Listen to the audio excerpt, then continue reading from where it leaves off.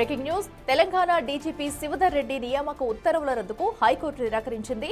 2 వారాల్లోగా డీజీపీల panel లిస్టును యూపీఎస్సీకి పంపాలని ఆదేశించింది. Supreme court guide lines మేరకు ప్యానెల్ లిస్టు ఉండాలని హైకోర్టు తెలిపింది. యూపీఎస్సీకి ప్యానెల్ లిస్టు పంపిన తర్వాత కౌంటర్ దాఖలు చేయాలని రాష్ట్ర ప్రభుత్వాన్ని ఆదేశించింది.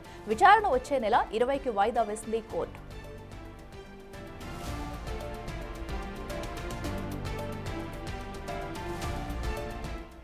రెడ్డికి మరింత సమాచారం మా ప్రతినిధి విజయ్ అందిస్తారు. విజయ్ చెప్పండి, డీజీపీ శివధర్ రెడ్డికి సంబంధించి కూడా ఎలాంటి నిర్ణయాలు తీసుకున్నారు?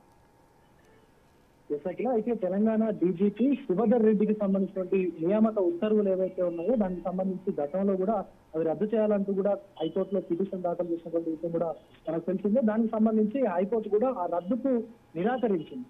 సో 2 వారాల్లోగా కూడా డీజీపీల ప్యానల్ ఏదైతే ఉందో దానికి సంబంధించి పూర్తిగా ఆ లిస్ట్ ఏదైతే ఉందో లిస్ట్ అంతా కూడా యూపీఎస్సీకి పంపాలని చెప్పేసి కూడా ఆదేశాలు అయితే జారీ చేసింది. ఇక సుప్రీంకోర్టు గైడ్ లైన్స్ ఏవైతే ఉన్నాయో ఆ గైడ్ లైన్స్ మేరకు ప్యానెల్ లిస్ట్ లో ఉండాలని చెప్పేసి కూడా హైకోర్టు అయితే స్పష్టం చేసింది. ఆ ప్యానెల్ లిస్ట్ లో ఉంటే కనుక ఇప్పుడు రద్దు అనేది ఇంకా కూడా జరగదన్నట్టుగా కూడా తెలుస్తాము. దీనికి సంబంధించి యూపీఎస్సీకి ప్యానెల్ లిస్ట్ పంపిన తర్వాత మన రాష్ట్ర ప్రభుత్వం తిరిగి కౌంటర్ దాఖలు చేయాలంటూ కూడా రాష్ట్ర ప్రభుత్వానికి కూడా అయితే హైకోర్టు ఆదేశాలు కూడా జారీ చేసింది. దీనికి సంబంధించి జరుగుతున్నటువంటి ఈ విచారణ ఏదైతే ఉందో దీనికి సంబంధించి కూడా తిరిగి 20వ తేదీకి కూడా వచ్చే నెల 20వ తేదీకి కూడా కేసును అయితే వాయిదా వేసింది. ఆ రోజు విచారణ కూడా జరిగేటువంటి అవకాశం అయితే కనిపిస్తా ఉంది. అట్లా right Vijay, thank you. So ఏదైతే అటు డీజీపీ ఉత్తర్వులు రద్దునైతే హైకోర్టు అయితే దీన్ని అయితే ఆపివేస్తుందని చెప్పాలి. అయితే సుప్రీంకోర్టు గైడ్ లైన్స్ ను పాటిస్తేనే దీనిపై ముందుకెళ్తామంటూ కూడా చెప్పుకొచ్చింది.